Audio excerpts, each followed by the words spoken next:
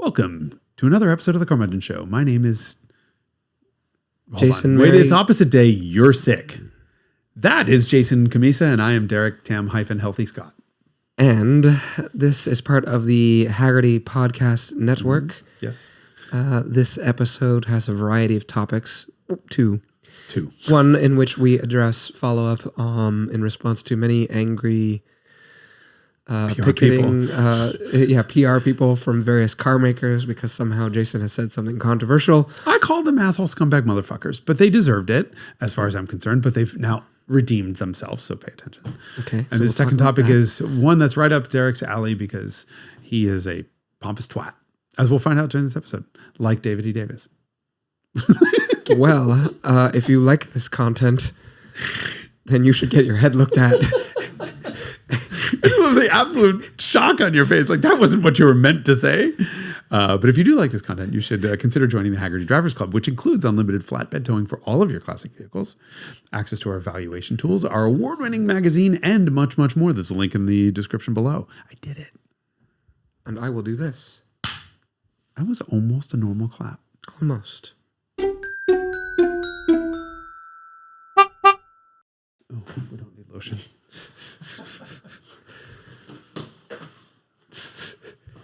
What? Is that how we just began the episode? I was just imagining the comments section. Great. Anyway, we're back. I have transferred my sickness upon you. Thanks for that. No, I think I got it from my brother's child who coughed in my mouth for a week because he doesn't know how to. He's a toddler. Could you? Why was your mouth so close to his that he was coughing? Well, just invariably, it's a child, and he's like crawling around on the counter, and I'm, whatever. I'm sick. You're sick. Finally, yeah. I am not, and you are. The number of times Jason is sick to the number of times Derek is sick is like it's 11 to 0. 1. Oh, it's like a compression ratio. Exactly. Right. Okay. So yeah, first things first. Remember a couple. Hold on. Oh, we're using my phone to display that. There were several weeks ago, I called a bunch of car executives scumbag asshole motherfuckers. I do recall that happening. Like that. And it was very funny to come back from a trip. I was out of town and not paying attention to my phone, and to come back to a bunch of voicemails and text messages from PR people at car companies being very upset at, quote, the anger and, quote, calling our executives scumbag asshole motherfuckers. I just don't usually see that in text in a business context. Well, and I thought that was you have elevated the discourse. Well, look, my explanation to the car companies was I wanted that episode to get attention. Yes, I knew you did that by design. It was intentional, I'm sure. The sad reality is if I said, hey, there's a chance that your car is reporting your bad driving, no one's going to pay attention. If I make a thumbnail with a Civic Type R, which is a car that we love and enthusiasts love, and say, don't buy this car, it's going to get people's attention. And it did. And I'm happy to announce that all three of the manufacturers we talked about in that podcast have since, to use Honda's term, quote, sunsetted this program. Yes. I don't think, first of all, GM dropped its program with Lexis Nexis immediately. I think the day that the New York Times article broke about this, which was, to be fair, some weeks, maybe a month or two before our podcast. Yeah. Hyundai and Honda both used a company called Verisk.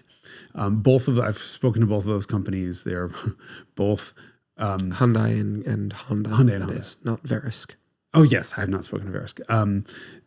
Both of the companies really did respond very quickly to that podcast, and they wanted to make it very clear that the customers needed to opt in very, very clearly, explicitly. And it's not that I don't believe them. I think I have a different definition of explicitly. So sure.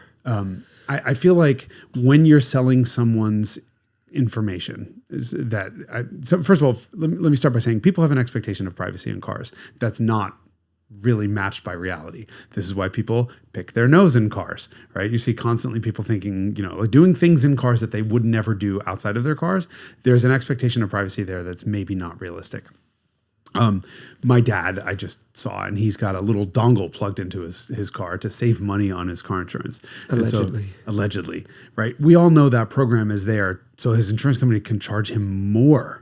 Well, if he drives like an asshole, which everyone does. So, there's sort of no charitable cause here from car insurance the fact of the matter is that there are people who drive like assholes. Those little dongles. This is my complaint before, is that those little dongles don't capture someone who is just driving around, not paying attention, obstructing somehow 2 lanes simultaneously while they look for a parking spot and then pull over into some place that's very much in the way without signaling. And the dongle doesn't capture any of that. Yeah. Whereas, someone efficiently moving through traffic might be dinged for some situation where, anyway. I'll get to the criteria in a second, because I did somebody sent me a report, a Verisk report for his Genesis, and you can see exactly what they're capturing. But so the idea of taking a dongle and placing it into the OBD port of your car passes all of the scrutiny tests that I would give this, and say, listen, you're giving me a dongle, I'm placing it in my car, and I know it's an explicit decision. It's an explicit decision to report that. The idea that I can go through some boilerplate legalese. Now Hyundai said that information would never be released to customers unless they explicitly gave permission on their car insurance company's website. I don't trust Verisk for that. I don't know Verisk. I've never worked with them, but they're in the business of making money. And my response to that is, if you guys both Honda and Hyundai basically said this is a tool that we did to make our cars better for our customers. Mm-hmm. Okay. So my response to that is, Honda and Hyundai are both corporations, and corporations are there to make money, period.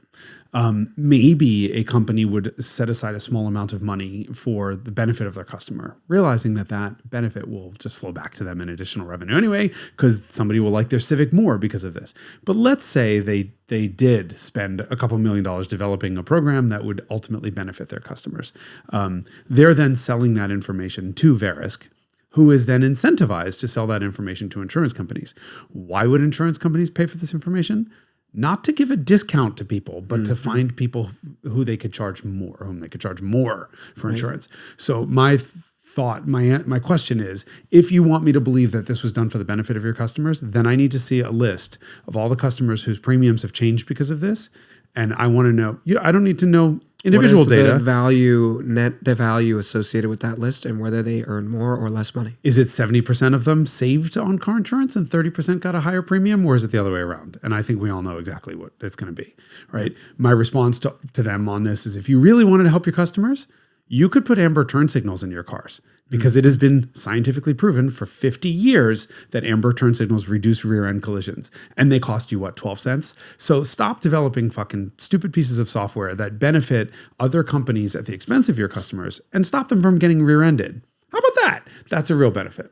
But I'm not going to go down this rabbit hole of screaming again. I'm just going to say, thankfully, at some point in the last couple of months, all of those programs were canceled, so you can safely go buy your Honda Civic Type R or Elantra N or Ioniq 5N. And I have to point out that the nasty gram that I got from Honda was on May 7th, and on May 8th, they quote sunsetted the program. So all I have to say is thank you to anyone who wrote nasty grams to Honda, or however it got to them. Including you.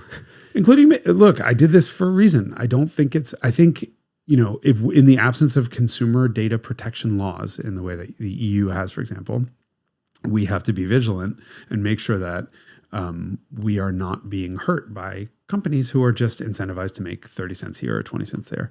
And to do that, we have to be outspoken, and whatever, it works. And if anything occurs on the Carmudgeon show, outspokenness is surely one of them. What about the specific criteria to establish risk? So I wish I could pull my phone up. This was an acceleration, requesting a 0 to 60 time of under 10 seconds? No, it's done by second intervals. So a speed interchange of 9.4 kilometers an hour. So 6 miles per hour per second. Per second. So which equates to 0 to 60 in 10 seconds. The average. Yes. The average amount of acceleration that you'd see throughout a 10-second 0 to 60, or more importantly, a 10-second 60 to 0, And in the course of normal, that's defined. So the Verisk report comes in, it gives this one report that I saw, and I think there are expanded reports that give GPS data. I think that was OnStar with GM. But Verisk, which was Honda and Hyundai, the one I saw was year, make, model, VIN, total miles traveled, and then minutes driven during, or ignition cycles, minutes driven during the day versus at night. And I think it was like 11 p.m. to 5 a.m. And then number of second intervals wherein the speed changed by more than 9.4 kilometers an hour, 6 miles an hour. Per second, going up or going down, right? So those are defined as hard braking events or rapid acceleration events. And then time spent over, I think it was time, not distance, spent over 80 miles an hour, which is a bit problematic if you live somewhere where there's an 80 mile an hour speed limit or an 85 mile an hour speed limit, which happens. Like, can you imagine your insurance is dropped, but you've never sped? But the idea being that, shaving off 6 miles an hour in 1 second is not a hard braking event. When cars, right, I mean 60 to 0 if you stand on the brakes in an average car is under 3 seconds. Yeah. So you're looking at 20 miles an hour per second. 6 miles an hour per second is less than 35% of what the capability of the car is. Yeah. And so they're saying you're using any more than, and same in acceleration for fast cars. You're saying if you're using any more than 1/3 of what this car is capable of doing, you are a danger. I find that to be a flawed metric. I'm going to be a little bit more politically correct because I know that every one of those car companies, PR people with whom I've just had arguments, is listening. But they understand, right? They're defending the company, and the company's, that is their job, regardless of what they even think or feel themselves. This is the nature of working for another entity. Right. And it does look like every one of those. Okay, GM looks like, I haven't spoken to GM about this, but the OnStar program with GM looked to be probably the most invasive and the one that was set up for the easiest abuse. And by abuse, I mean having people sign up for it without realizing it. It looks like both Honda and Hyundai. And so what is do we know the mechanism for signing up? Is this like when you hit accept when you turn on the car for the first time? GM, I didn't go through any of the screens on that, but GM could also be done at the dealer level, I think, when you buy the car. And I think that was the problem. And dealers were incentivized to tell people to turn it on. I think they just, here, click OK, click. I wasn't there. Sure. The Honda system, every time we so frequently interact with things where you're like, in order to use this object, you have to hit OK or accept. Nobody ever reads that stuff. And that is actually not legally enforceable. It's called boilerplate. So any text that is given to you that is, more than just a couple of words of warning, where you have no ability to negotiate back and forth, your choice is only to accept or ignore, it's not really enforceable. So lawyers ruling the world at car companies make them put these warning screens on that really are meaningless. They're, a blip. If it says do not ever operate this car under any circumstance, and you click OK, and that, that's sort of on a screen that you can't negotiate, it's not enforceable. And so the idea that you'd be able to scroll through something that you have no ability to negotiate and no choice, but just hit OK. So Honda, I believe it was Honda. I don't have my notes here with me because you're sick, and we delayed this by 2 days, and I therefore can blame this on you because I forgot my notes at home. See how I did that? That wasn't very elegant, but sure. Okay. Yeah, I wrote down a bunch of notes and left them at home because they were supposed to be here on 2 days ago when we were supposed to record when you were too sick. So I've successfully now blamed you for my organizational failure. See how that works? You're welcome. Thank you. One of the companies was, I think it was Honda, said you have to explicitly contact your insurer and give your insurer permission to go look at your Verisk record. But the other one said, well, anyone shopping for insurance can contract with Verisk, and they have access to that information. So I just don't trust a company like Verisk, who, again, which I know nothing about, but if the company is incentivized to sell information, why would they make it difficult to sell that information? They're just not incentivized to do that. And if there are no laws protecting them from leaking that information or selling that information to someone else, of course they will. They're incentivized to do so. So I think the whole system was flawed. And I would rather car companies put substantive engineering in the cars that make our world better and safer, rather than trying to make money off of and then packaging it, what is effectively a shit sandwich, right? You got the shit, which is the selling of the information, and they put it in a wrapper that's like, we're making things better for you. It's like we're trying to help. Yeah. Right? that's the part where I say this is just one step way too far. I mean, it's 10 steps too far. More of a leap. Right. Just say if I want to save money on insurance, I can go to my insurance company and buy a dongle and put that in the car. That passes the severe scrutiny that I would give to that sort of level of information.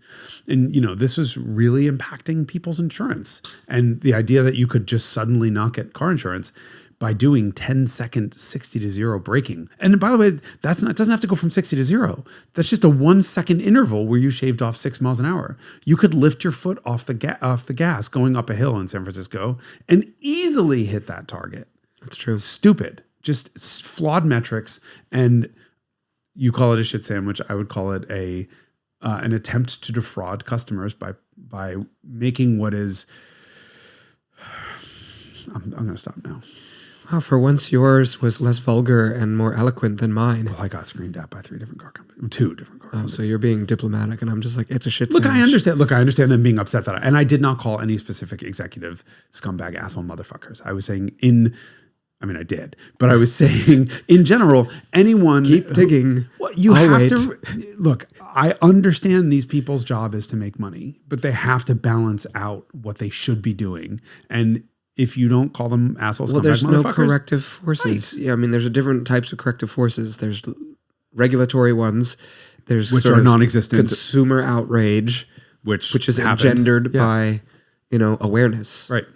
Which is engendered by and Jason's. Then there are Jason's the new masculine for Karens. And then there are lawsuits. And of course, those were filed already against GM. I don't know of any lawsuits filed against Hyundai or Honda.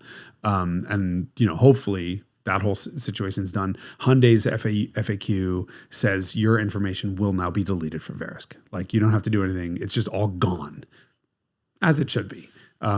Let's see what happens with the GM lawsuits. I wonder if we'll hear about this or if they've just also done the same thing.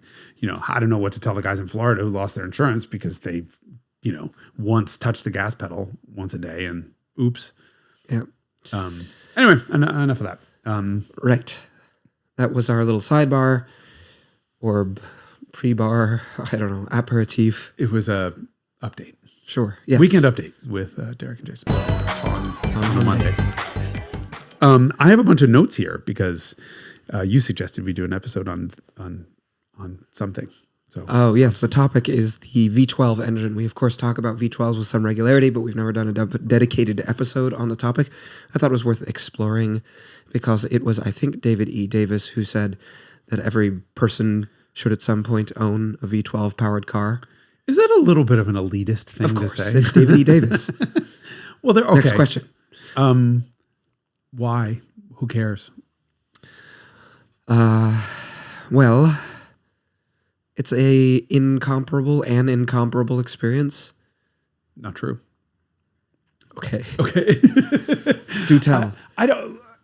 The idea of a V12 is more complexity, extra complexity. The idea is you're taking two perfectly balanced 6-cylinders.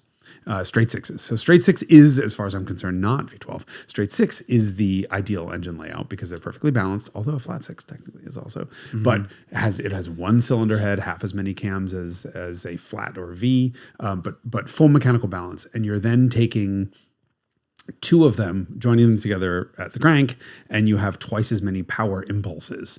So maybe, I guess, a V24 with a crank power takeoff in the middle might be even a better engine. But yes, in theory, a V12 is better than a 6-cylinder because the rotating mass is like a straight six, perfectly balanced. But because the power strokes happen twice as often, you have less vibration under load. Mm-hmm. And therefore, it is better. Background question here. I don't know if you know the answer to this, but I recently read, I was doing research on some car for some reason, and there was this sort of sentence that was just thrown in the discussion there. There were like, more cylinders means more power for the same displacement. No. Okay. There are too many other variables. In theory, you have twice as many power strokes at that Well, I'm same just RPM. saying, like, if you were to make, like, because there were this, I think the article or the book was sort of trying to articulate why, Italian manufacturers were making 2-liter V8s or, small displacement engines with lots of cylinders, and that the book was claiming they could make more power by doing that. The question, I guess, is does a 2-liter V8 have the potential to make more power than a 2-liter inline 4? Let's call it 1955, and you're making sort of carbureted cars without electronic ignition or fuel injection or any of that. You say, well, a larger portion of the sealing of combustion chambers is dedicated to exchanging gases if there are more cylinders, for example, or some kind of like sort of mechanical reason why a higher cylinder count should lead to more power given the displacement being the same. You can make everything smaller. So one of the benefits is you can make everything smaller, which means a shorter stroke, which means one of the limiting factors in engine design is piston speed. Sure. Right. Yes. So with a and shorter that's especially stroke, true back then. Right. When you don't have all these tricks that exist now for metallurgical reasons to make things lighter or, whatever else, fuel injection. So in that regard, absolutely. I mean, you have a lot more internal friction, but the friction is much smaller than the an engine's ability to make power, or we wouldn't have engines, right? Right. So yeah, there is a benefit of more power strokes per revolution at any given engine speed, and you can make a shorter stroke, and there are definitely and then more benefits. revs equals more power because you're pumping more air. Right. I think part of that is also vibration, right? We have to remember that before the advent of balance shafts, which was a relatively recent thing. Mitsubishi invented this like in the 70s or 80s, probably. Yep. You couldn't have something like a 3-liter 4-cylinder unless you were a Porsche 944. No, you couldn't really have a huge high revving 4-cylinder. Yes, right? Because if you go back to the 19 teens, then there'll be like a 21-liter inline 4 that revved to 1,200 RPM. Yeah, exactly. Right. So to get revs out of something that's inherently balanced, you do need to. There are compromises built in. So yeah, I mean, more cylinder count there's definitely a benefit to it, especially in the old days where the trickery that we have now did not exist. Right. I mean, what really has killed high cylinder counts is turbochargers. Right. Sure. So you can turbocharge. Mercedes has a 600 horsepower 4-cylinder at this point. Okay. Yeah, specifically turbocharging coupled with, I think, the modern computer control that allows you to fill in torque in various ways, whether that's cracking the throttle open to spool up the turbo in advance, or electric fill, or sending fireballs down the exhaust. Yeah, or a 11D3 speed transmission, so that it's always near a boost. Oh, sorry. How very old school. Here we are recording in Febtober of whatever year this is. Okay. If as a naysayer, I would say that vibration is one of the things that really is fabulous about internal combustion engines. One of the things you miss when you drive something electric or modern luxury cars is that the engine speed is sort of an acoustic thing that's done mostly by the stereo speakers because it's all fake. And then you have this little gauge and you're like, oh, look, 4, 5, 6,000. From the outside, you have the noise of exhaust. But modern cars, you really don't get a lot of that sense of vibration. And the best example I could give is your GTI that you stalled repeatedly. It's not even a stall. It's a dipshit move by an intelligent person, thus highlighting a problem with the car, which was that it was too smooth. Yeah. It was so smooth that you couldn't feel it running. Yeah. And so running a Mark 7 GTI or Mark 8 GTI through the gears isn't really as pleasurable as an earlier car. But isn't this the same mouth of Jason that complains about vibration and harshness in engines? There are very different types of vibration. Yeah, so that's what this was my way of Socratically bringing you to talk about good vibration versus bad vibration. Go and drive a Mercedes 190e 2.316 and an E30 M3. That's the best example I can give because both of them are 2.3 liter 4-cylinders. Yes. They're both unbalanced shafted, which is pretty nuts for 7,000 RPM engines.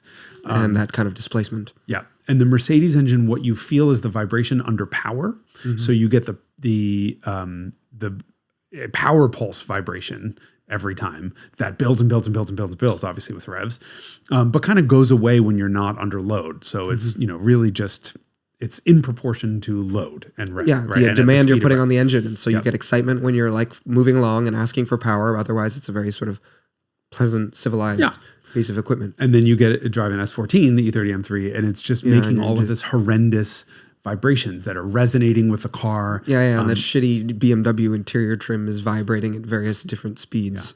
Yeah. This is true. That's the most dramatic example I can think of. Sure. There are some other ones, like a Honda S2000 doesn't actually vibrate in nice ways, where most other Honda engines do. Like that K20 in the Lotus Elise that made us both laugh, right? Yeah. It was vibrating our teeth out, but it was fun. Yeah. My VWs are all wrong. They're 92.8 stroke, 92.6 long stroke and an unbalanced shafted 2-liter with terrible engine mount technology and no chassis rigidity. Yes. They vibrate, but it's in proportion to what you're asking for in acceleration.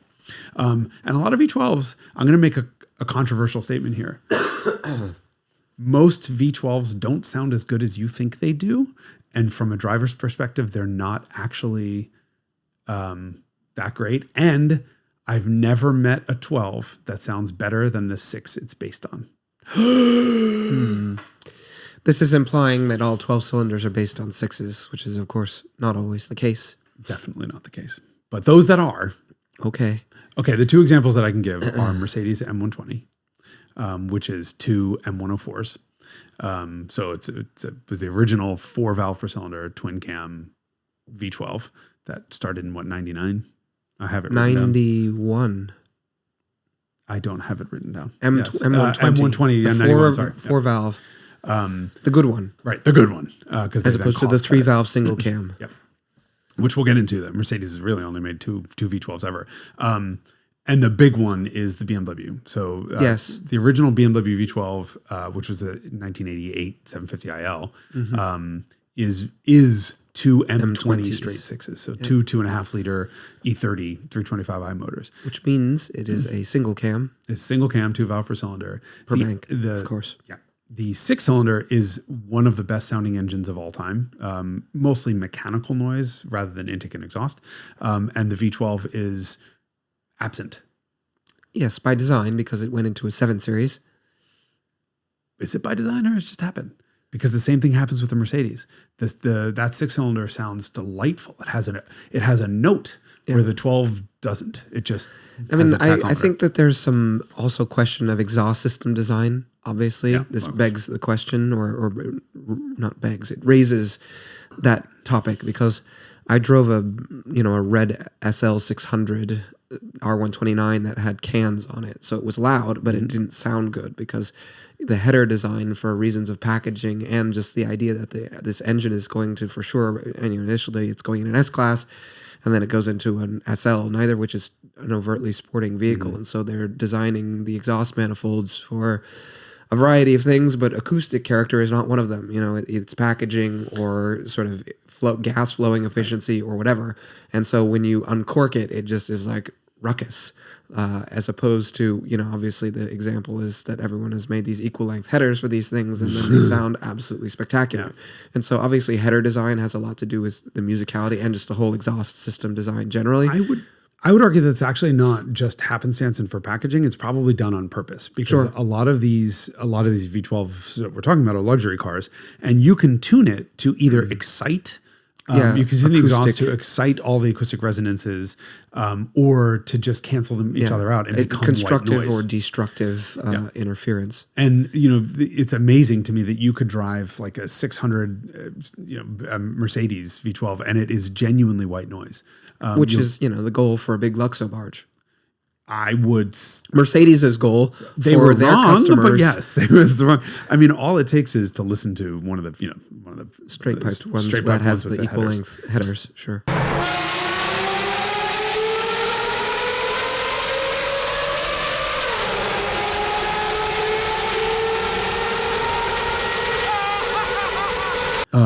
But I think the idea of what we think about, not you because you're 90, but most people think about a V12 sound that is a relatively modern construct. It's an outlier experience too. Yeah. If you look at all of the V12s made, right? So we made a list of basically every road car V12 that was ever made. It emerged, I learned, in 1915 from Packard, which is a very appropriate place for that to come from, I think. They were making airplane engines that were 12 cylinders, and then they said, we'll put this in a car. And they made, World War II, I think probably one of the most prolific V12s that was ever put in an airplane was a Packard engine. That's not true. It was an Allison engine. Packard licensed a Rolls-Royce design that was very prolific as well. But it was a Rolls-Royce Merlin engine. Anyway, so Packard starts making V12 powered cars, but in this era, it's associated in the 20s and 30s with sort of big American luxury cars, and that ethos of V12 design is very similar to the Mercedes and BMW ethos of V12age in the 80s and 90s, which is that it's a sort of refined, smooth, and I would also flexible, torquey. Yep. I would add, it's not just the Germans. It was also the Italians. I mean, the crazy thing to me, people think, oh, you're going to get in a Testarossa and it's going to sound amazing. Ferrari, that's a flat 12. Technically, it's 180 degree V12. Yes. All of the V12s from that era, 80s and 90s Ferrari stuff, they're acoustically deficient compared to deficient is being generous. I mean, any of those 550 Maranello, like look at that. We always talk about how terrible those cars sound. Yeah, it's not even that so that's one of the few that's not only not screaming, but it's also not beautiful. Like it's the noise. Yeah, yes. It's not really present. That's true. And what you do here is not the pleasant. Testarossa makes good noise. It's just very quiet. And those things uncorked sound very good. Yes. Whereas when you uncork a Maranello, it doesn't sound good if you just do the rear cans or delete the rear cans or the cats.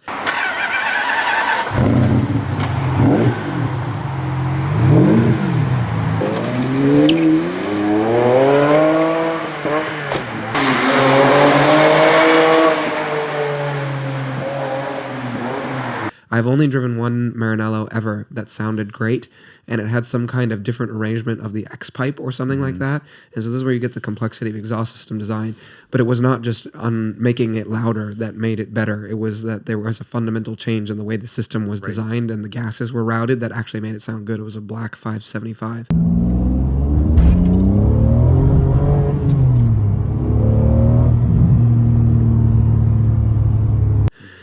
And I don't even remember who made it, but it wasn't, a 2B system. Everyone always wants to put 2Bs on Ferraris. If you do that to a 550, it's just loud but not good. Yeah. And that is, like you say, it's true of that era of Ferraris. But I think with the right exhaust system, they all probably can sound good. Oh, they could. Which is the same thing for, the Mercedes V12 or Ferrari figured it out with the 599 GTO. So the regular 599, that was all still that same V12. We'll get to that. They went the header design on all the previous front engine V12 GT cars from Ferrari was 6 into 3 into 2. And they changed that 6 into 1 directly for the GTO. And that I remember seeing these little charts that they were showing us. So like, well, we did this, and you have these little spectrum charts where you can see the resonances. And it was just like all this high frequency stuff. None of that made sense to anyone. We're all sitting there like, okay, what are you talking about? And then you get in the car and that was the beginning of that fucking insane wail. And this is in the 2000s. Yeah, I'm not talking like, it was 15 years ago. Yeah. Was not recently. And then from that point on, all of the Ferrari V12s have used that exhaust routing. And that's where you get that crazy fucking... It's like F1 car, which is funny because in F1 cars, it was, present if you go back to the 70s, I'm sure. That header design? I don't... Well, that noise, that character, that sort of ripping noise that we associate with V12s was present in racing cars. I mean, if you go to the greatest F1 car noises of all time, it's probably the Schumacher era of Ferraris.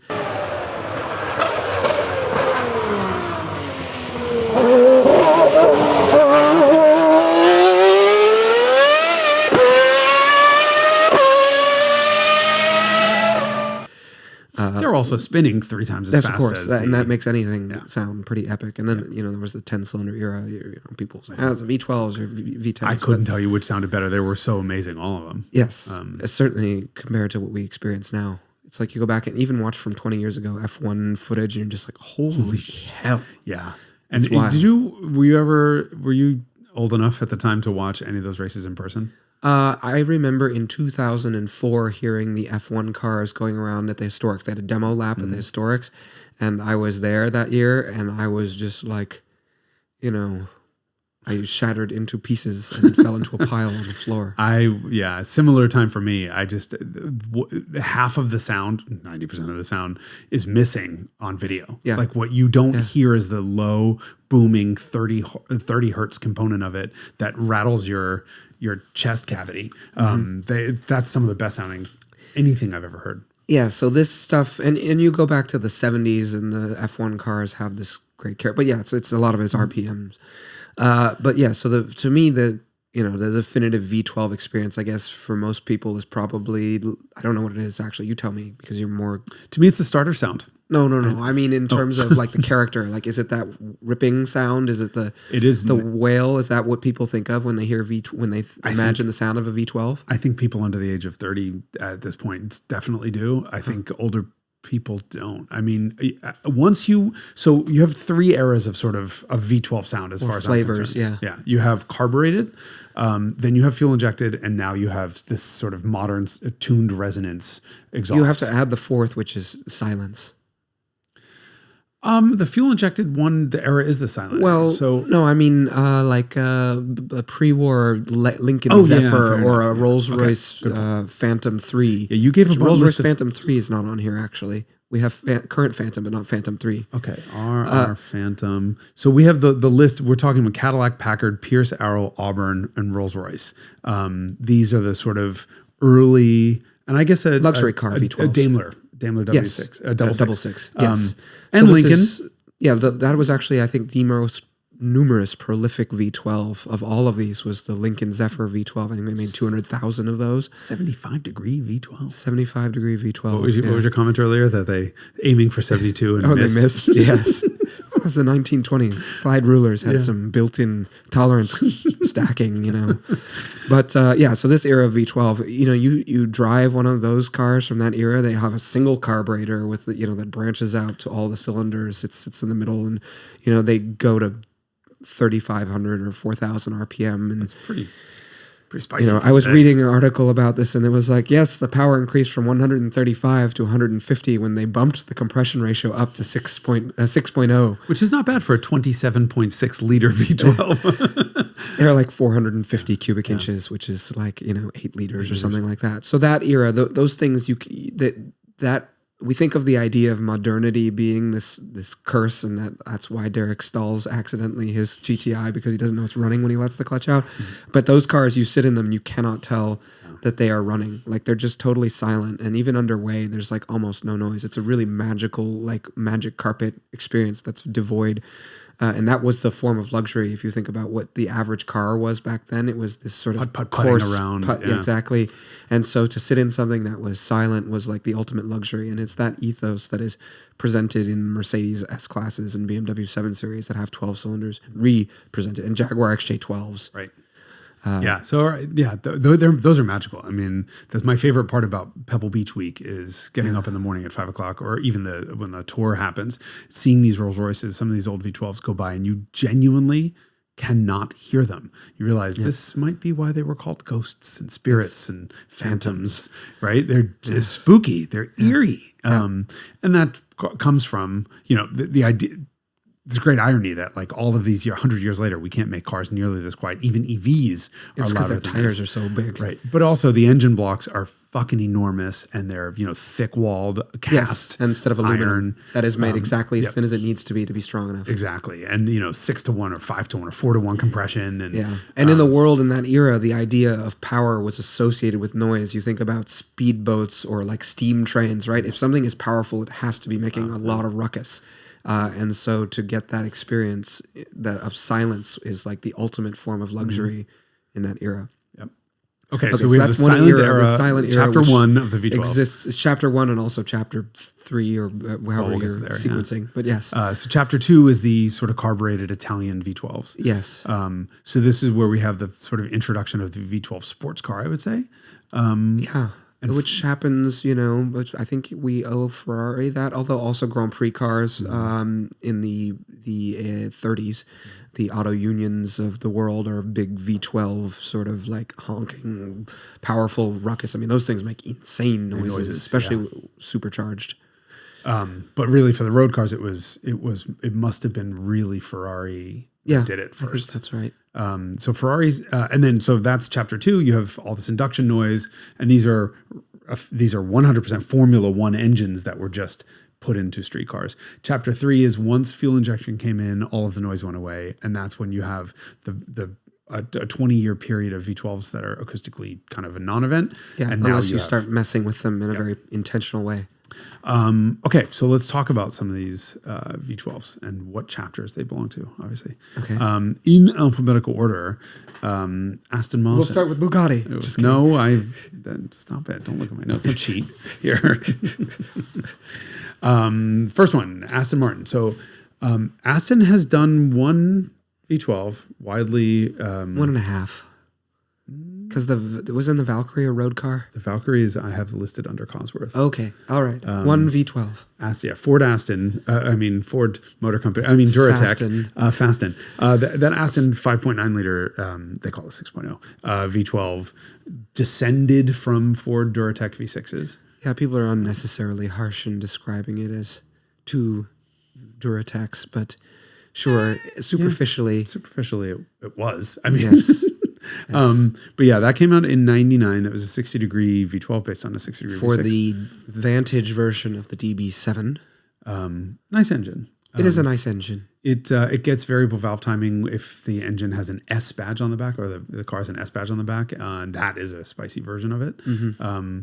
They are not the most stout engines in the world. Yeah, they are known for having oiling issues. Yeah. The bottom end, I think. I still have that on my list as an engine to own and a car to own. I want a V12. I like that engine. I think, I differ from a lot of enthusiasts in terms of what I like about a V12. I like a sort of throaty, sort of deeper tone, and that engine delivers that in a way that the modern Italian engines don't as much.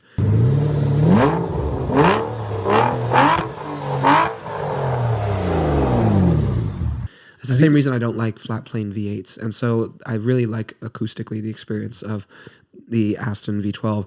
And the nice thing about it is that one of the cheapest ways to buy it is in a DB7 Vantage or in a DB9 or a V12. Those are less cheap, but a DB9.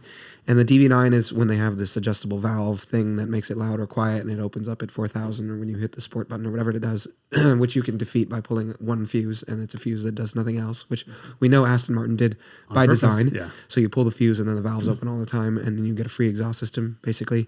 And those things sound really great when you run them. They don't sound, it's not a much higher pitch sound than a straight six. No, it's not. It's a very busy, it would be the world's busiest straight six, especially at idle. They're, which it would be 2,000 RPM straight six. Magnificent. As long as it's durable. I mean, as long as it doesn't blow up while you own it. It's Duratec. It's not durable. Yeah. All right. Which is actually they're antonyms. All right. So Audi made there's a turbocharged version of this engine too. Oh yeah. Yeah, not as good. I mean, and it was never available with a. They did do a manual version of it. I haven't driven one. The new V12 Vantage. Yeah, they pulled it down to 5.2 liters and put twin turbos on it for the DB11, and that car died to me. That whole lineup. Apparently, the new Vantage is amazing. I can't wait to experience it. Mm-hmm. But that now is also available with a manual. And available with a manual, but it's the Mercedes 4-liter, and I'm not in love with that engine. Let's see what can happen. But I would like. That's a different story. Okay. Audi did one V12, and it is the world's only V12 diesel. We talked about this on the P episode briefly. Well, technically not the only V12 diesel in the world. Production car, yeah. Yes. Because you found some fucking... Detroit diesel, the 71 series. Two-stroke V12 diesel. Yes. They sound wild. You're going to have to put a clip in now. Gladly supplied.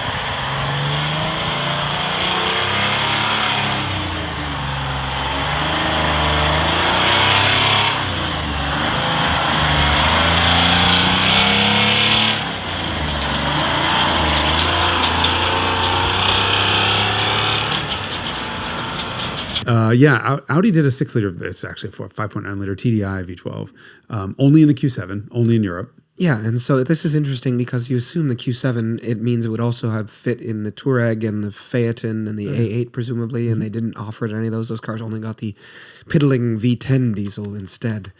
Like this is PX. I have my PX hoodie, which is available for purchase. Should you care to do so? Had to have been a PX. I just wonder why only in the Q7, because I think that Q7 is such an eyesore, and I would love to get it in a Touareg, which I think is very handsome. Remember also that PX favorite child was Audi. Audi always. But why didn't they got put it in the special treatment. A8?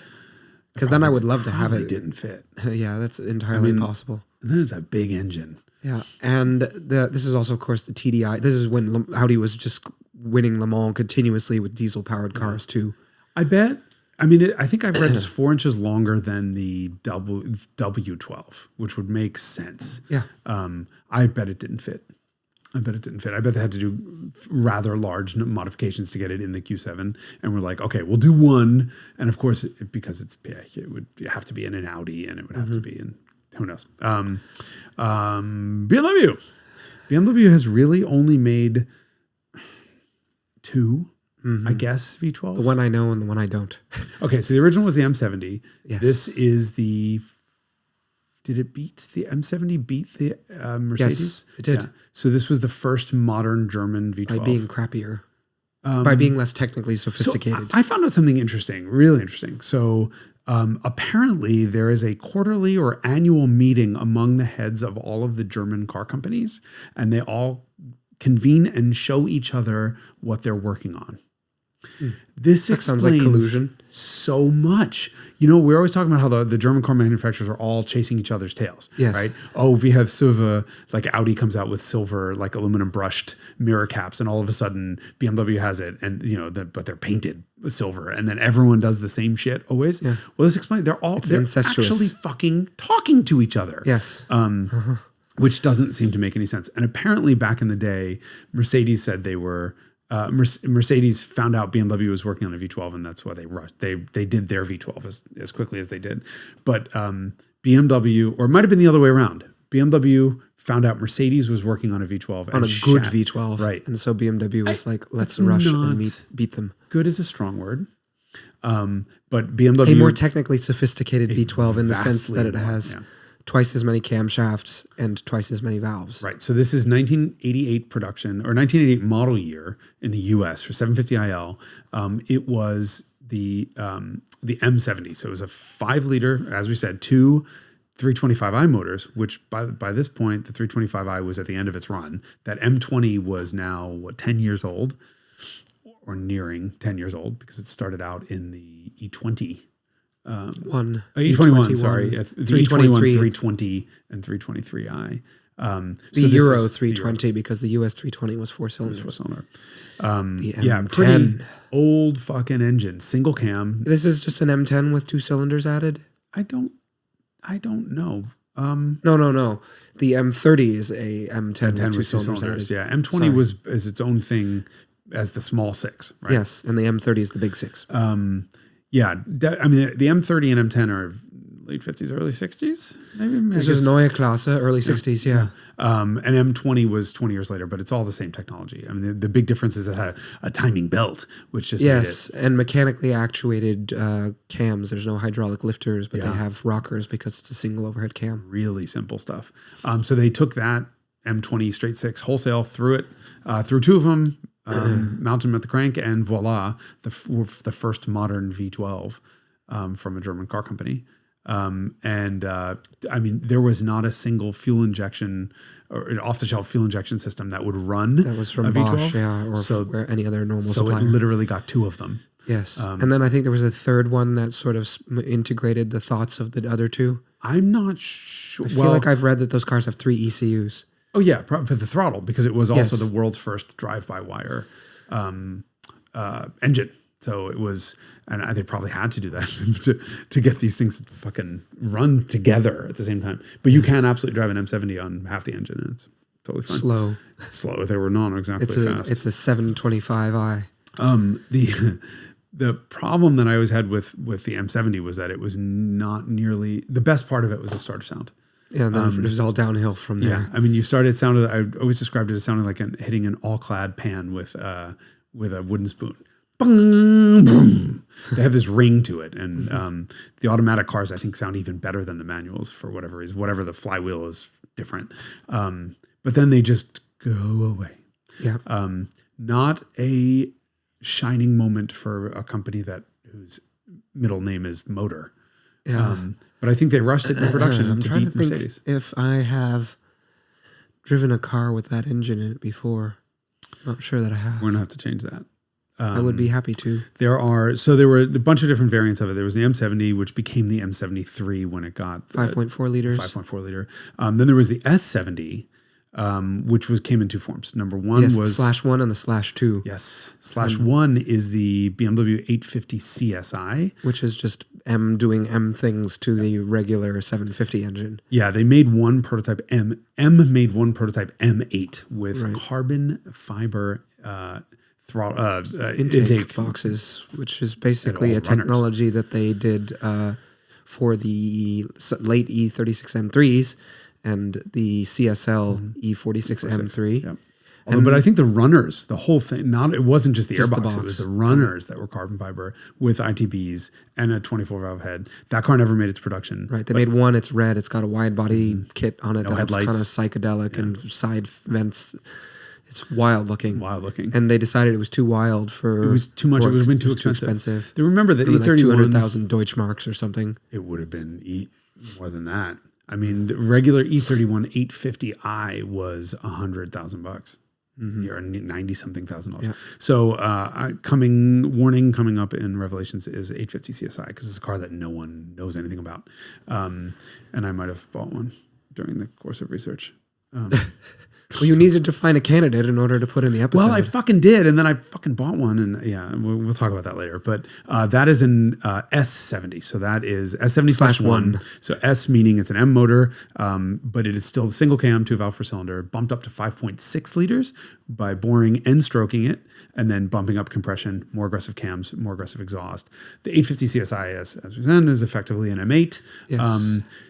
Same 6,400 or similar 6,400 RPM redline, not a screamer. The S70/2 is a completely different engine. Yeah, basically. Mostly different. So this came out of a guy named, I don't know if you've heard of him, his name is Gordon Murray. No. Well, he was designing some car in England or something in the 90s or late 80s. Right? Yeah, 1F or F1 or who knows? I don't know. It was a Big Mac. And he knew he needed a V12, and he had some really specific constraints around packaging. And the ethos of that car was that it had to be, the engine had to be as short as possible and blah, blah, blah, and had delivered this much power. And so he said, we're not going to develop this engine ourselves. Who in the world could develop a V12 naturally aspirated that can be very power dense and externally compact? And he said there's basically 3 companies in the world who have the competence to develop this engine. They are Ferrari, which is probably not someone we should talk to about making a new supercar for us. They would have given him a substantial middle finger and probably some choice expletives in Italian. There was Honda, which made a lot of sense because McLaren and Honda had won a bunch of F1 championships recently. But this is now, I think, 1990, maybe. And Honda was heading in a different direction. They sort of stopped making F1 car engines and were like, we're green and there's a recession in Japan. We're focused on other stuff, which left the third company, which was BMW. And Gordon Murray knew a guy named Paul Rocha, who is, you may have heard of. He invented some letter at BMW. I forget what letter. No, that's the one that comes afterwards. M. Yes, it. M, of course. So Paul Rocha, the head of M, who he had worked with because before he worked at McLaren designing F1 cars, Gordon Murray had worked previously at Brabham designing F1 cars, where he invented the world's first ever carbon fiber chassis car.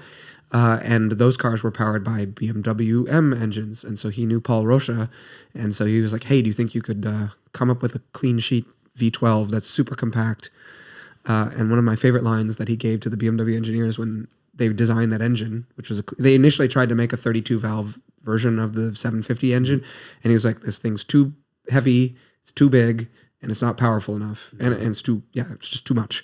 So you need to do a clean sheet design, which you'll just put a slash after and call the /2, even though it has nothing to do with the S70 /1. But he said, I do not want you to use a 9mm bolt where an 8mm bolt will do. And this is representative of the ethos. So it's a complete clean sheet design. It was used exclusively in the McLaren F1. They might have used it in their Le Mans cars, the BMW LMP cars, and possibly, I forget. Anyway, it was designed specifically for the McLaren F1. Right. And it's a freaking masterpiece of an engine, although it only revs to 7.5. Right. But that is 4 cam, Yes. 4 valve per cylinder. Just That head, the head that wound up on the S50B32, so the Evo motor of the E36, E36 in M3. Europe. Yes. That's where that head came from. Right. So effective, if you think about the S70 as closer to an M50 or an S50 in its design. Which than an S70? M20. The 1 or the 2? /2. Yes. The McLaren F1 motor. Yes. Anyway, so yeah, we'll talk more about S70s and 850s later. But BMW then updated the engine. That V12 gave it direct injection for the N73, so it went from M73 to N73, and they've sort of evolved it since the N74 got It got turbo on it. turbochargers added. Rolls-Royce used it in the Phantom. Well, BMW used it in the Phantom, I should say. They're still using it today. Yep. I think all the V12s are dead except for the Rolls-Royces. Really? Yeah. I don't think there's a V12 7 Series anymore because 760 is a V8. And it's sure is fast. So that'll be probably the end of the road for the V12. And Mercedes has also discontinued using V12s. Yes. In everything, even Maybachs. I think that is finally dead. I don't know anything about new cars.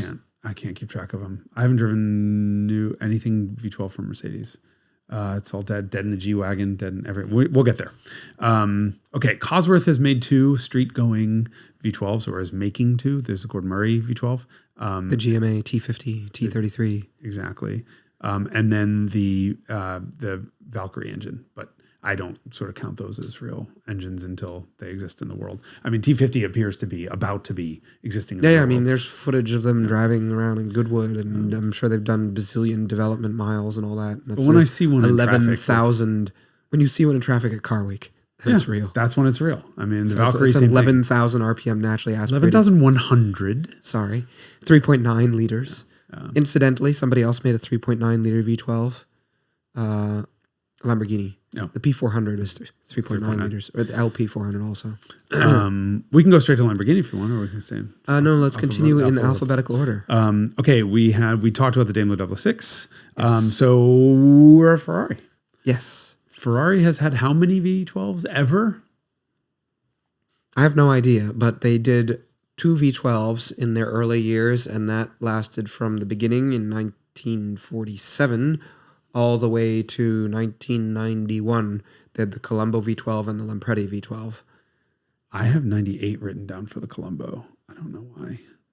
Maybe they kept using it in something else after. I thought it was the end was the 412, but maybe not the 456. Either way, it lasted for a really long time. Yeah, and those are V12s only. It should be noted. There's also the flat 12s, which they made in that period too. So I guess they had 3. Which were, so there was Lampredi was that was the big block, right? Where the Colombo was the little one? Yes, and the Lampredi was designed specifically because they were trying to go Formula One racing or GP racing with supercharged engines, and they just couldn't get where they were trying to go. So then they made a bigger V12 that, was meant to be run naturally aspirated. I think there was a 4 or 4.5 liter limit for naturally aspirated engines. So that's where that engine came from. That was only a 10-year blip, 9-year blip. Yes, it was. Every single car ever Ferrari-wise that has a Lampredi 12 in it is just, I don't even know, have the words. It's so bonkers. It's so different from the Colombo V12. They're just nasty motors. Filthy. Yeah. They made a 3-liter version of it, and then they made them, I think, as big as 5 liters. And every single car that engine was ever put in was some sort of really special, extraordinary car. Yeah, I've never driven anything, but you've seen the video that we made about. You played me a sound clip on your iPhone.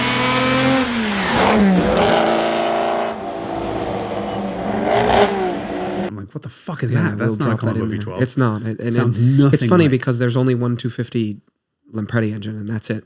Every other 250, they made probably 24 variants of the 250, and there's only one of them that has the Lampredi engine, because normally they're 4.1 or 4.5 or 5 liters, but that one's a 3 liter. So both of those early V12s were 60 degrees, and then Ferrari went to 65 and has been 65 degrees ever since, and that's kind of strange because 60 degrees is the correct layout. Yep. So you can do very slightly offset crank pins and get additional space in between the V. I have read that they did that for intake routing. Right.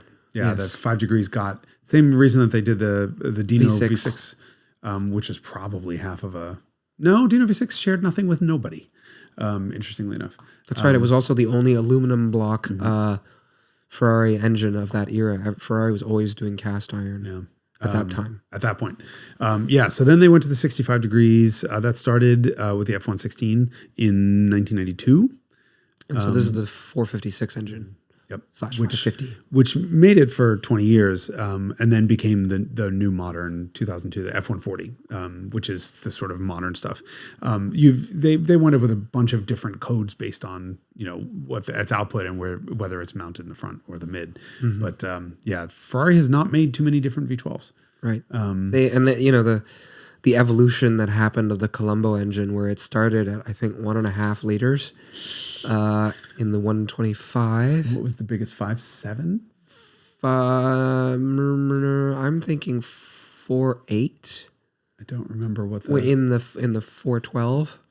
Maybe they went to 5 liters in the 412 actually, because the 400i. Anyway, they went from 1.5 to around 5 liters. Normally, you have an engine that's like, okay, we'll go from 1.6 to like 1.8, or like 3.0 to 3.6. Yeah, but not And you know who else did that is Lamborghini, because their V12 started as 3.5 liters, and in the LP640 it was 6.2 or something like that. So well, let's talk about Lamborghini next, because Lamborghini's only ever had 2 V12s. Right, there was the Bizzarini engine, which you've recounted this story about how it was like a Ferruccio Lamborghini was like, it has to make more than 350 horsepower, and you get a bonus for every horsepower that it makes more than 350.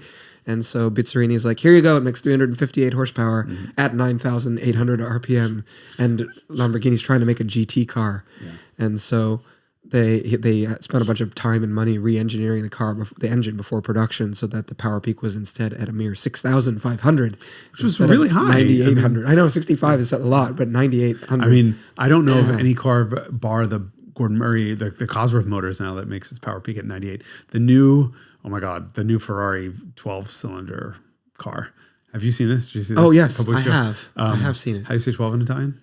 Dodici. 12 cilindri, which is 12 cilindri. Yes. Forget it. We're just going to call it. Well, everyone's just going to say 12 cylindri. Cylindri, like they say Modena. Yes. Modena. That is, I think that has its power peak at over 9K or 9,000 or whatever, them. Right? Which is nuts. But 9,800 in 1960, whatever the hell. Nuts. But yeah, that engine. Both of those cases, so that engine started as a quad cam because Ferrari wasn't quad cam, and so Lamborghini's like, I want it to be a quad cam. So, Ferraris did eventually, actually shortly thereafter, 1966, 67, came out with a quad cam in response, which was 3.3 liters and made less power as well. So, it depends who you ask. Lamborghini, of course, was overstating power.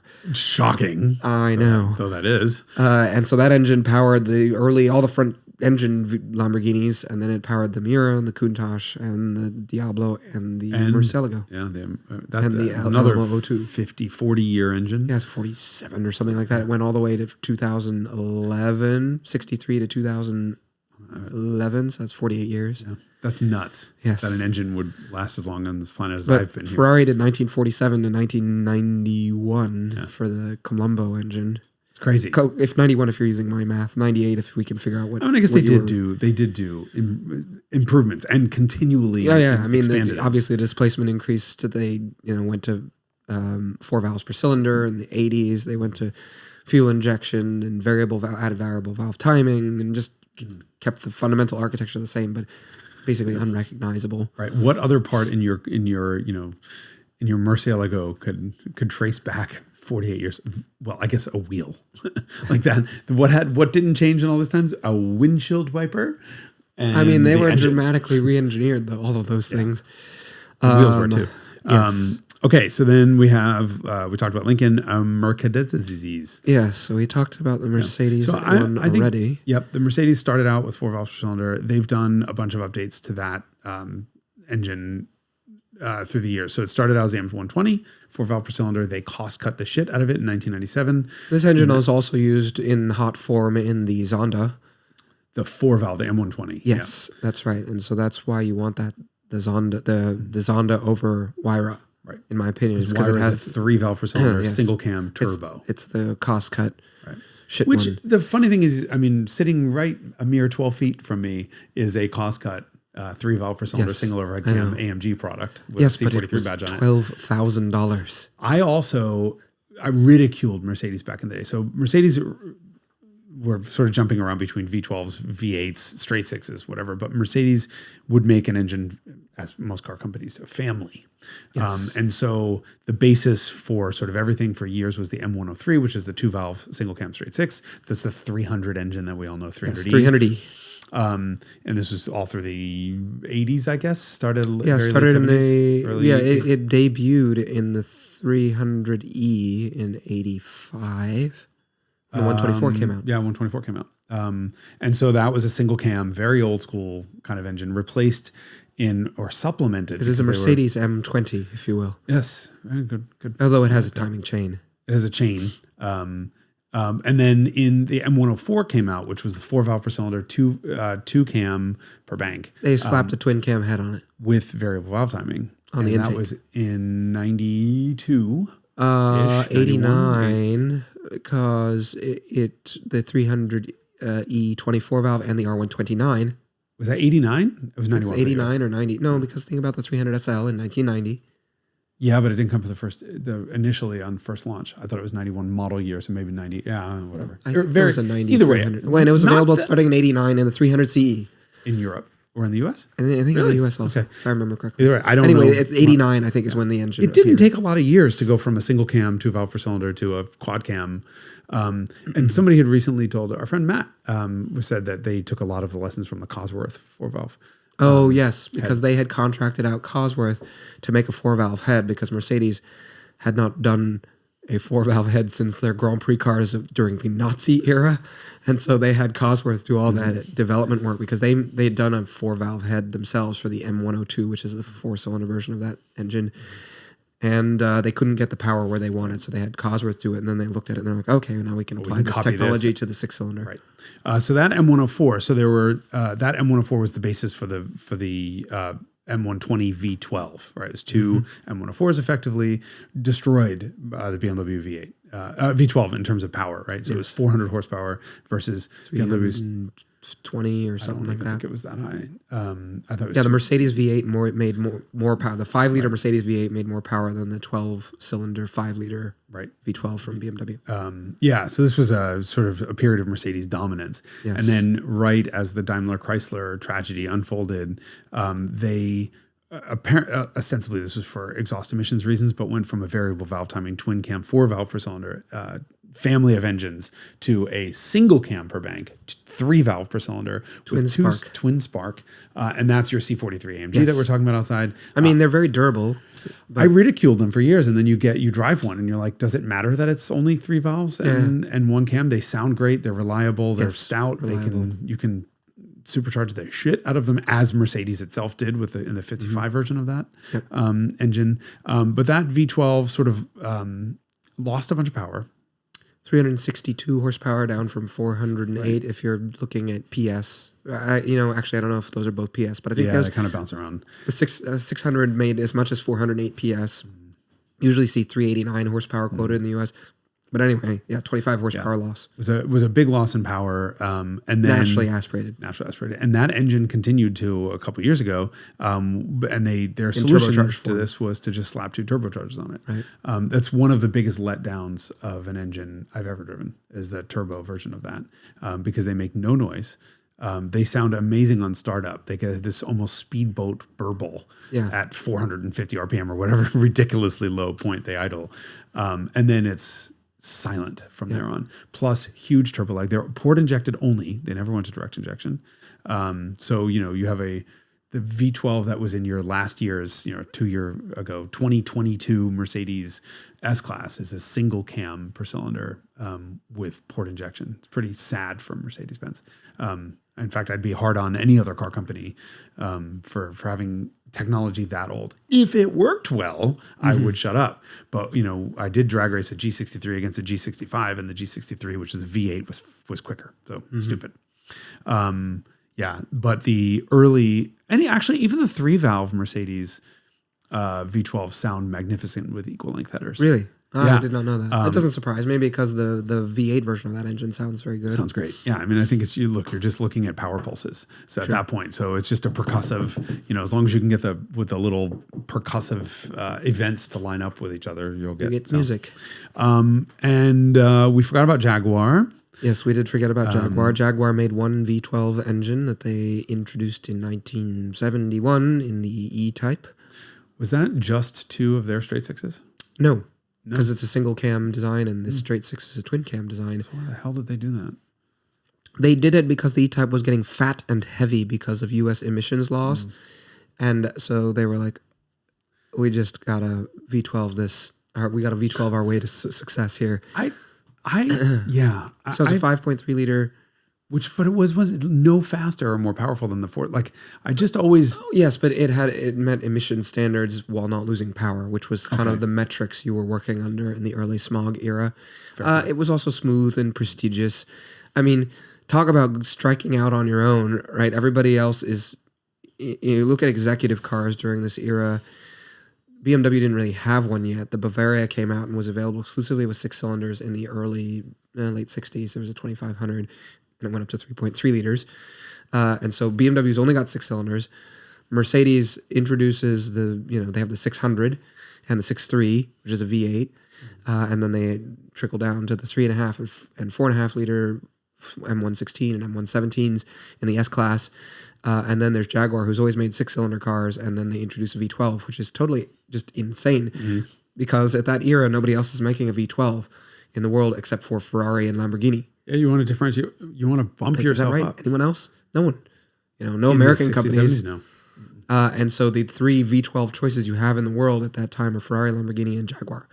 And so I think it, added prestige. And they put it in a sedan as well. The XJ12 starting in 1971, I think. That's fucking fabulous. That was like, fully 15 years before the Germans were like, maybe we should make a V12. V12. And Jaguar has been doing it continuously.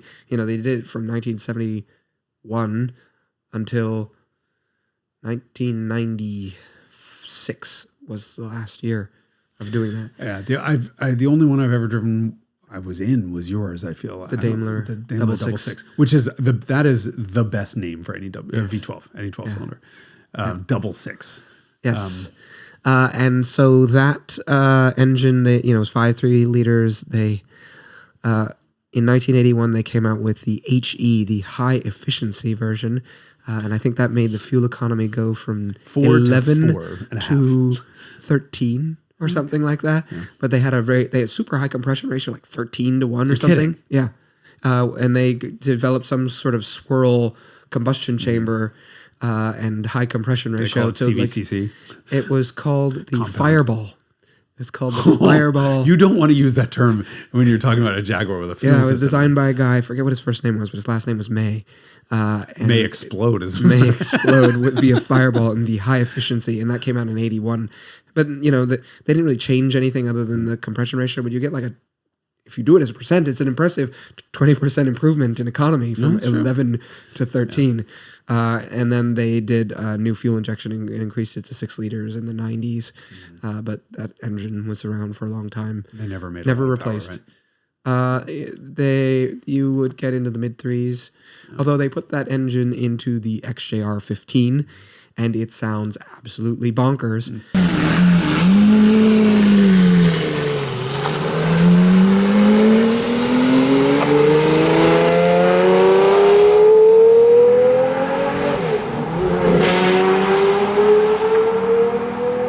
And when they put them in race cars, they sounded amazing too. Jaguar won Le Mans with XJRs in the late 88, I think it was. And they ran them around in touring car XJSs. They sound absolutely epic when they're uncorked.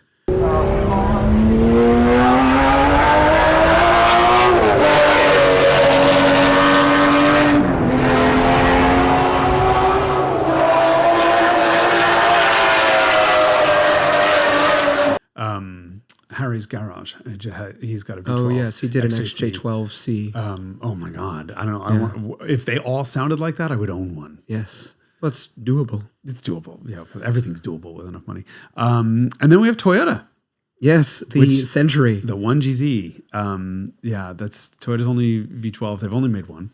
Yes. It's done. It's out of production now. Because it's now a hybrid or turbo V8 or something. I don't know, the current generation of Century. But yeah, there was one generation of 12-cylinder Century. And that lasted a long time, 1971 through 1997. I'm sorry, no. What am I talking about? 97 to 27 to 20 years. They were 8 cylinders, and they were 12, and then they went back to 8. But it's interesting because, Honda, you think of such an engine company. They've never made a road car with more than... Have they even made a V8? Honda, no. Acura... It's all been 6 cylinders or less. Only for racing. Road car, no. God, we're going to get crucified if they have. If they did, we're like, of course, the XYZ. Which they did 5s and 6s. Yes, 5s and 6s. 4s and 3s. And 2s. But no... no 8 cylinders. No 8 cylinders. 8, 10, or 12, or 16. And then the last one that we have honorable mention is the Volkswagen W12. Yes. Which is an interesting engine because 2 VR6s, we can see that head gasket over there. And there were 2 generations of that. They fixed a lot of the harshness. That was a harsh engine. We just both drove one of that Fiat. And it was kind of harsh at high revs and didn't sound particularly inspiring. But they fixed it when the Bentayga came out. And that's going away now too. Yeah. So what are we left with? Ferrari and Lamborghini. Is that it? Well, now that Jaguar's left the party, yeah, it's worse than the 70s. Oh my God, Jaguar needs to come out with a V12 immediately. They will never. Somebody needs to do like a 1.6 liter V12 with just hybrid assistance on it that revs to like 10 grand. Hold on, we all Aston. I mean, the Valkyrie and the GMA. So those are technically also road cars. So it's not just for a Lamborghini. And as long as Bugatti still has a 16, the world is still Speaking of Bugatti, we forgot to talk about the EB110. Fuck. I mean, another 3.5 liter V12, but with 4 turbochargers. That's so crazy, and 5 valves per cylinder.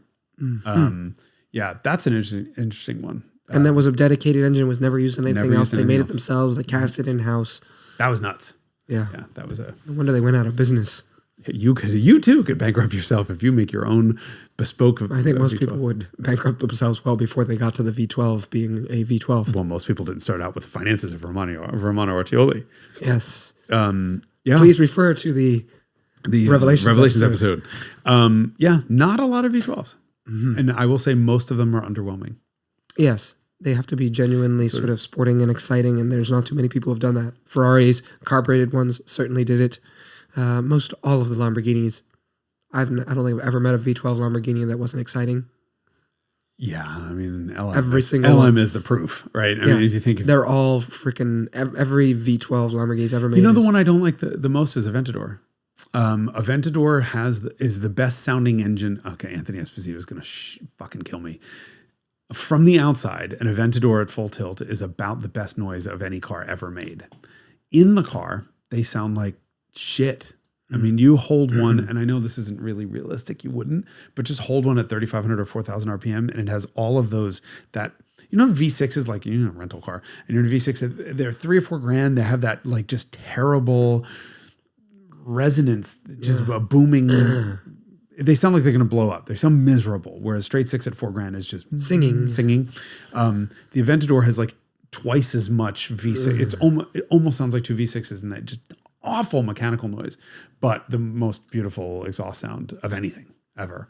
That's the only Lamborghini V12 I don't love. I don't love any of the BMW V12s. It's frustrating to me that, I mean, of course now. Except the S72, S70/2. I've never driven a McLaren F1. I've never thought it was the best sound in the world. It's amazing intake noise.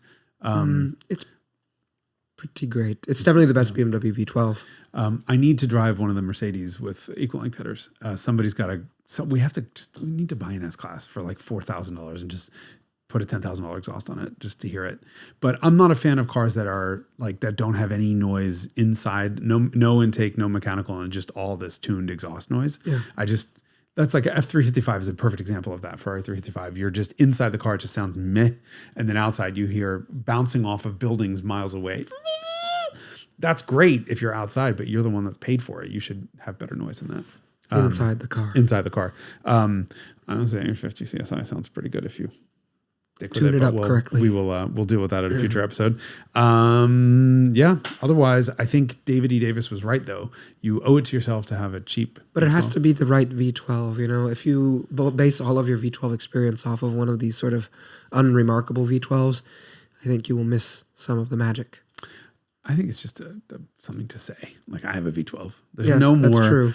Unless, of course, there's somebody who has a Cadillac V16 or a Marmon 16 or a Bugatti 16. I think Bugatti's the one that wins it. But even still, even 16s don't sound as good as 12s, right? That's true. I mean, that Veyron that we had on the PX episode was one of the most impressive sounding cars I've ever heard in my life. But that was a custom exhaust. But it doesn't. It's a wall of white noise. Yeah, it's not musical. No. It's impressive and unique and novel. Right. And I don't, which is annoying because again, this is one of those situations where a VR6 is one of the best sounding engines of all time. Like the joke was we had that R32 there and every time it went by, we're like, oh my God, that sounds amazing. And then the Veyron goes by and it's like, okay, where's the music? And then the W12 would go by and also sounded like nothing. Yeah. I always come back to like every enthusiast owes it to themselves to have a fucking straight six. Yeah, straight six is really the actual answer. So if you're a red-blooded enthusiast, is the takeaway from this episode that David E. Davis was a pompous twat, and that's the takeaway of every episode. That's subtext. Well, it's from your perspective. No, I mean my question is: does every enthusiast owe it to themselves to have a straight or VR6 versus a? Versus a yes, V12? I would say that everyone should own an inline six powered car, and you could sub in a VR6 if needed. If needed. Okay, well, we've dispelled that quote from David E. had to have been 40 years ago, 30 years probably. ago. So sorry to say, I mean, I fell for it by buying a V12. But I will say that having just driven my shit box, like $5,000, fell down a flight of stairs, salvage title E30 Beatrice, and the 850 CSI back to back, the M20 is a better engine. Yep. That surprises me not at all. Yeah. More responsive, more whatever. But if the 850 CSI doesn't scratch the V12 itch, I will just have to kill someone, steal their bank account, and buy an Aston V12 Vantage S. There you go. 7-speed. Well, we'll see you in prison. Hopefully, you get to drive your car in prison. Well, it's what's the automotive term for conjugal? Like drivable visits. Conjugal visits. Yeah, with my Aston V12. Sorry. Did you just snort? No, I would never. Okay. Right. So it is V12. Every V12 engine ever produced for road cars. We think. Oh, fuck. Correct us in the comments. No. See you next week. Just pretend. Yes. Just pretend we got them all and didn't forget anything after we almost forgot Bugatti. Right. Somebody go update Wikipedia because half of these are missing. Yes. Damn it. All right. Thank you. See you next week. See you next week.